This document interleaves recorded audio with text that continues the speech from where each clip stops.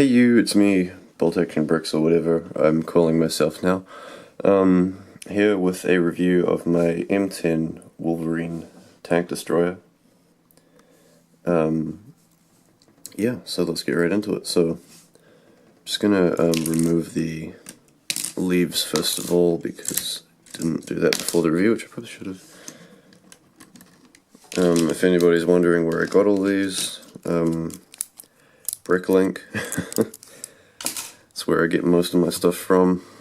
I don't really buy Lego sets anymore, they're too expensive. Yep, so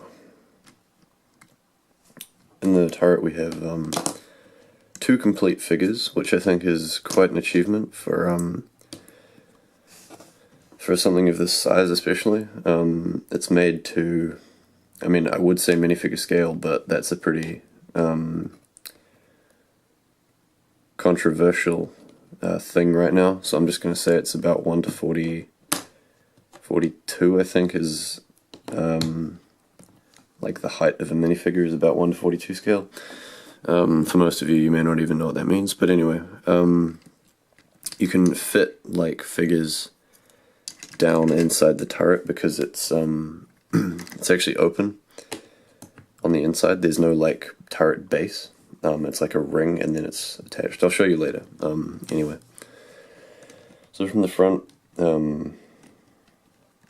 we have the two mudguards, of course, and a headlight here. The one thing I don't like about this tank is the road wheels I've used for the excuse me, the road wheels I've used for the chassis, and actually just the chassis in its entirety. It just doesn't work very well. It doesn't look very good either because obviously it's in light grey. And I need to get some of those. Like I said in my last video, I need to get the excuse me, I need to get the an order of stuff online, and one of the things I need to get is a really thin rubber tires from Lego. I really need some of them for road wheels. Because one of the things that happens with this chassis is the tracks angle inwards. You can see it on this track here, the right track, or your left, my left, whatever.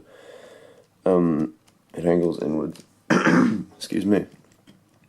And that just doesn't look very good, so I want to change that. Both sides are pretty much the same. I've already shown you one side, kind of, so here's the one with the radio antenna, or aerial, whatever you want to call it. Moving on around the back, we have the convoy light here, and not much else. I mean, the back sloping isn't very well done. This gap here is really not cool. You know how it's like flat here and then it starts sloping. I don't really like that, but I mean, it's a really small scale. It's pretty hard to fix things like that. And then on the back we also have sort of a classic tank driver, tank commander, whatever, tank crew, SMG, the M3. And then on the back we also have just a attachment point for some gear or whatever, and just the engine vents. So also on the turret here,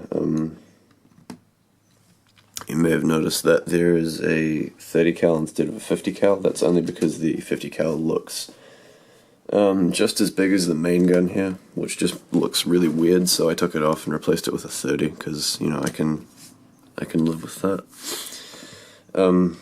So I'm going to show you the turret now, because it's a really strange design, but it works.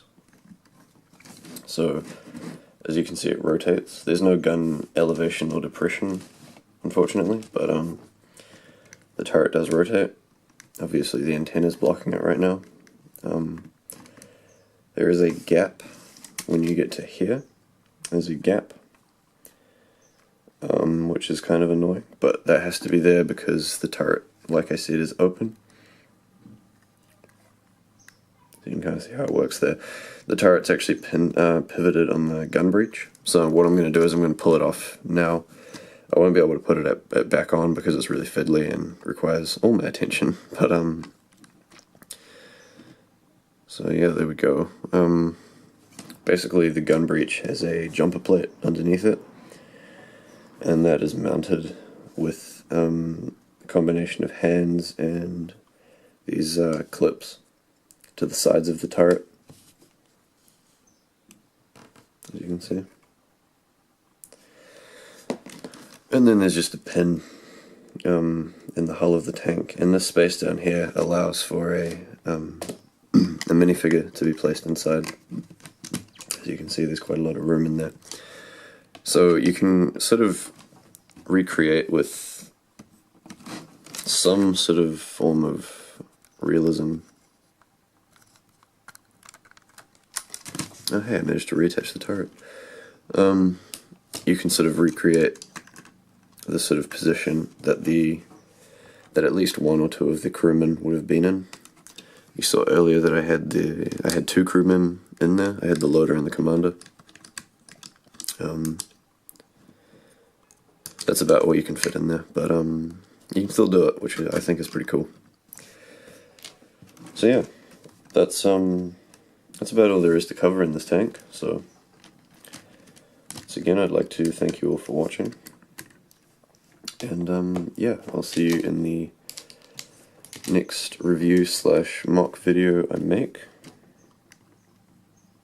And once again, I'll probably upload this in the same day as the previous video I just made. So if you still have any name suggestions for the channel, this will probably be sort of one of the last days that I stay as DralionCrafts, so if you have any suggestions, now would be the perfect time to let me know, and I'll look through them, and yeah, we'll go from there. So thank you all for watching, and I'll see you next time.